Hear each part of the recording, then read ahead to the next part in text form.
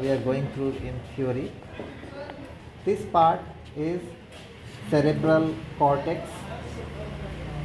Two cerebral hemispheres are separated by this one is falx cerebri. This is sagittal sulcus. Sagittal sulcus is continuous as this one is falx cerebrum. This is tentorium cerebelli.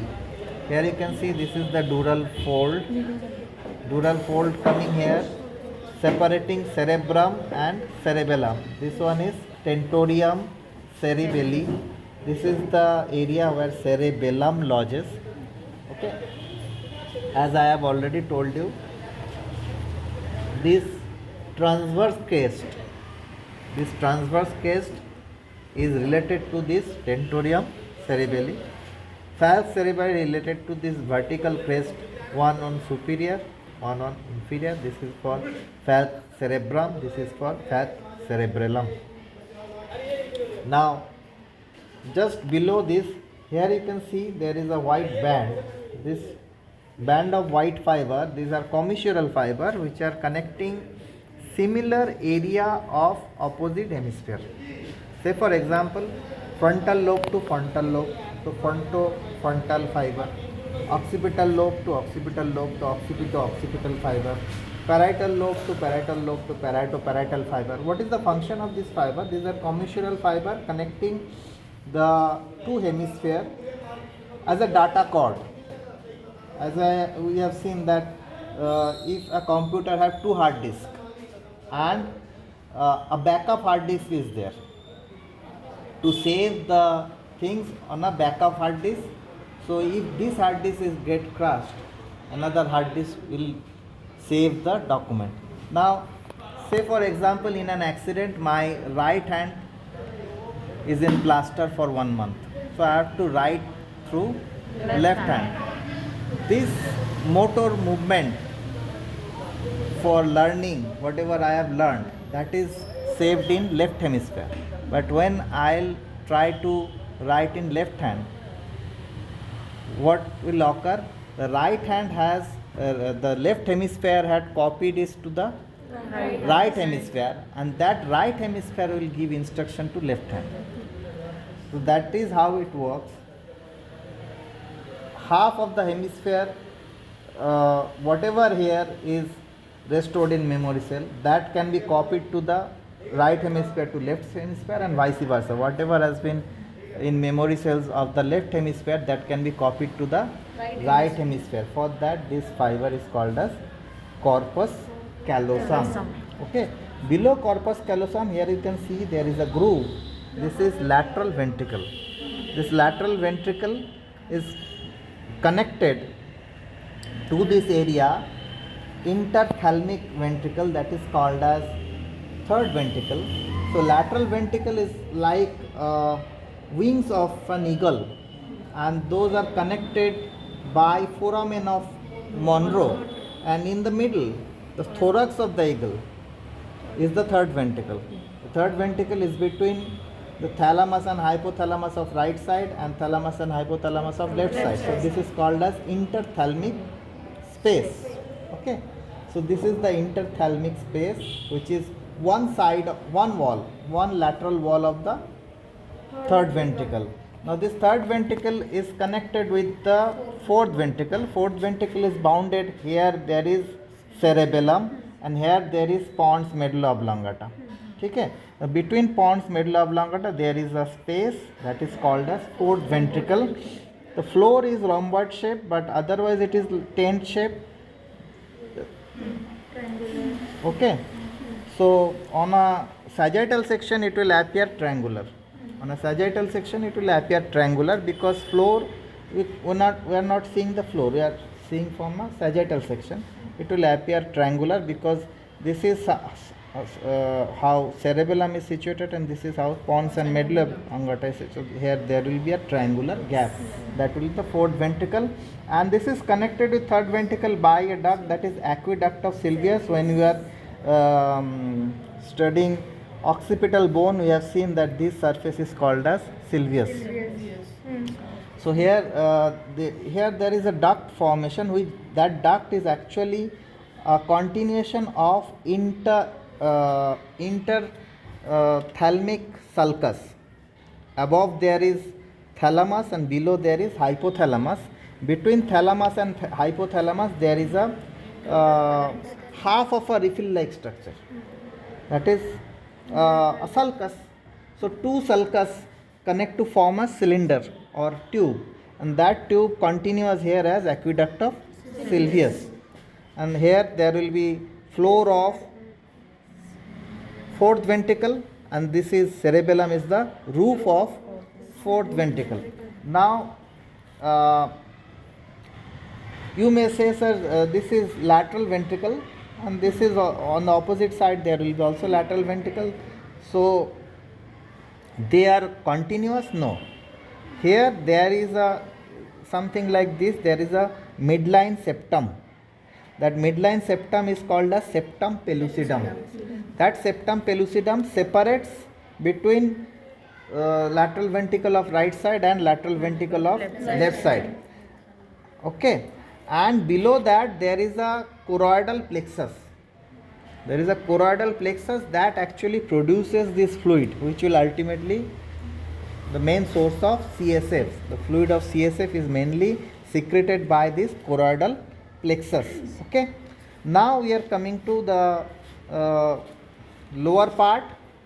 This is, you can see, this is frontal bone, frontal ear sinus. Now coming to from outside inwards, this is, scalp. Scalp has 5 layers, as you know. Skin, superficial fascia, skin, connective tissue, aponeurosis, loose areolar tissue, and pericranium. Skin, connective tissue, aponeurosis, loose areolar tissue, and pericranium.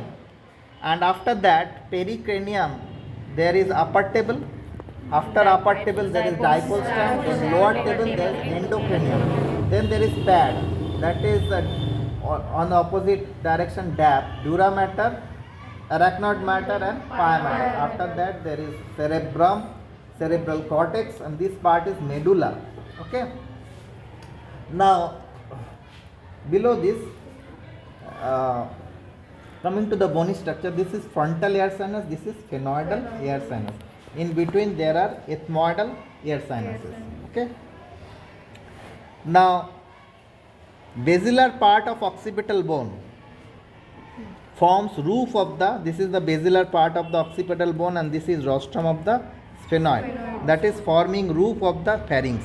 This is pharynx, and basilar part of occipital bone and rostrum of sphenoid forming roof of the pharynx. This pharynx anteriorly communicated with, first of all, nasopharynx, then this is oropharynx, and below that there is laryngopharynx. So this area is pharynx. Roof is formed by base of the occipital bone, basilar part of the occipital bone, and rostrum of the sphenoid. Anteriorly it is communicated with nasopharynx, oropharynx, and laryngopharynx. Now at pharynx you can see there are some elevations and depressions. Those are called as features. Coming to the features, basilar part of occipital bone, here there was a crest which is visible here with the mucus fold. This is pharyngeal crest. This one is pharyngeal crest. Now I have told you that it is opening to the nasal cavity. Nasal cavity has some conchae. This is medial.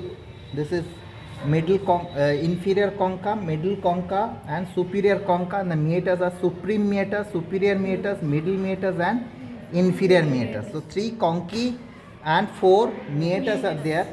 In middle meatus, here there is a semilunar opening, that is called as hiatus semilunaris.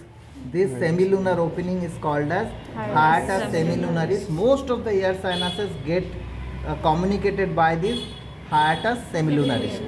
if it is frontal air sinus, if it is anterior group of ethmoidal air sinus, even middle group of ethmoidal air sinus, all these are draining through this hiatus semilunaris to middle meatus. Okay. Now here there is a barrier you can see between pharynx and nasal cavity. This is called as narrow pharyngeal isthmus. Narrow pharyngeal isthmus. This is the barrier. This is the narrow gate. Okay.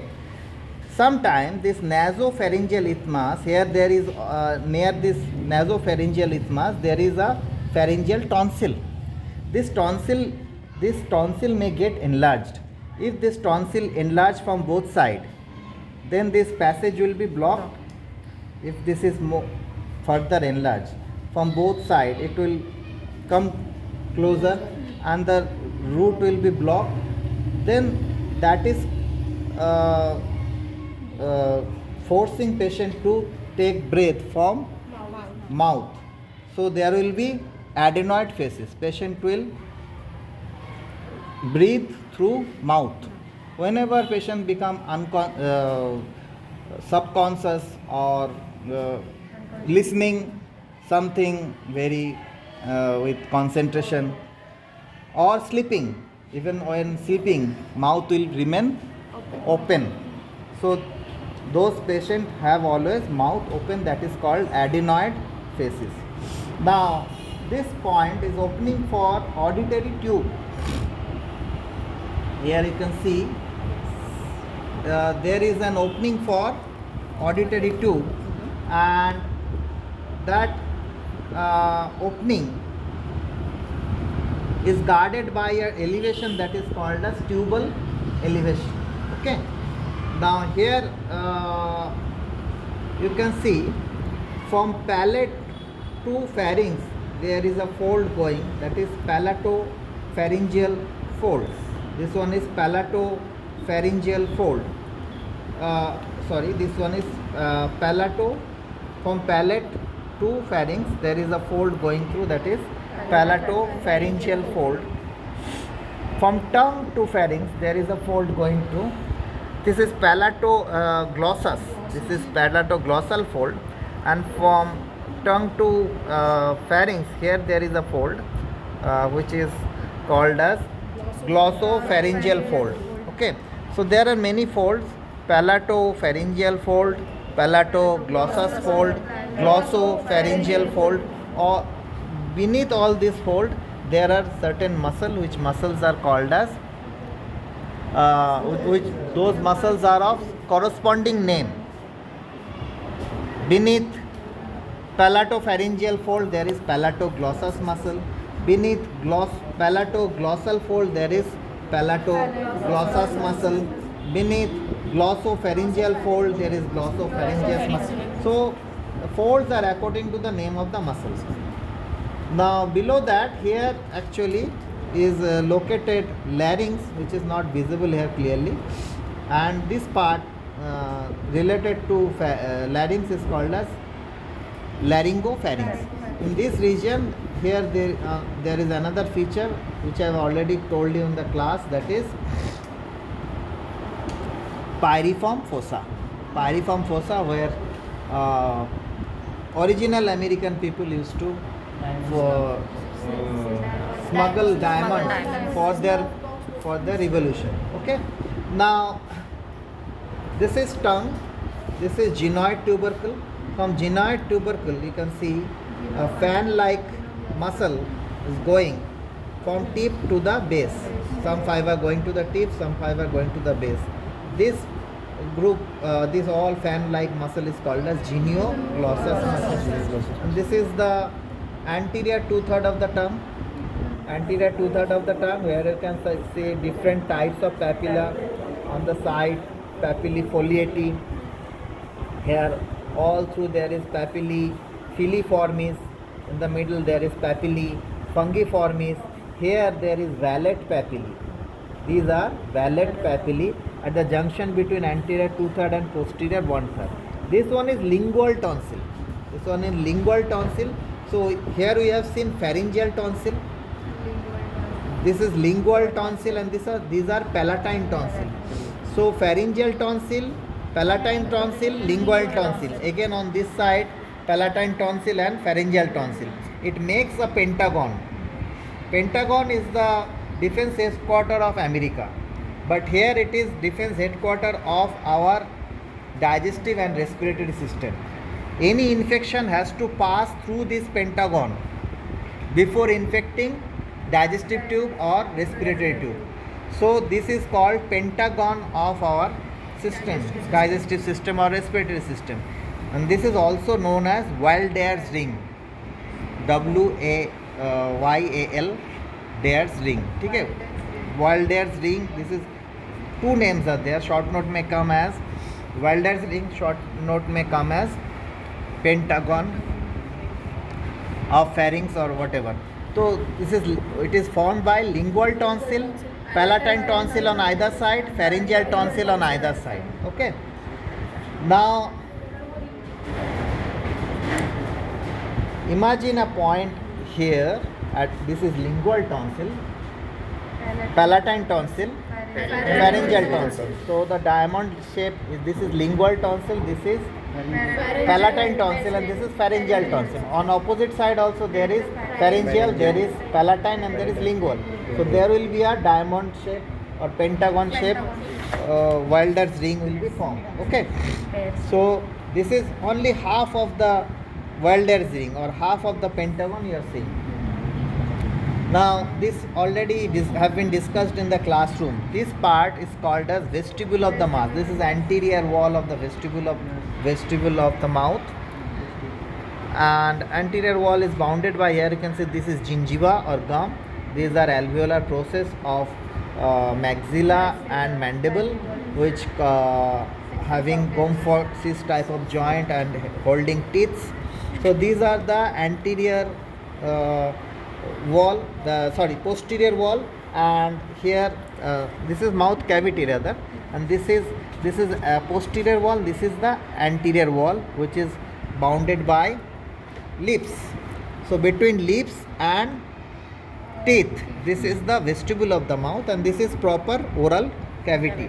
So this is anterior wall, and here you can see this is anterior wall of the vestibule of the mouth, and this is posterior wall of the vestibule of the mouth, which we cannot see properly.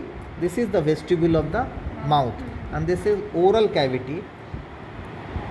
This one is the oral cavity, which is connected to pharynx by oropharyngeal isthmus, where there is presence of Waldeyer's ring. Okay. Now these are vertebrae.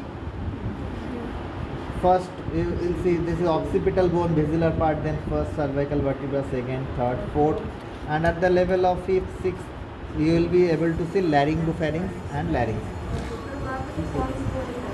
हाँ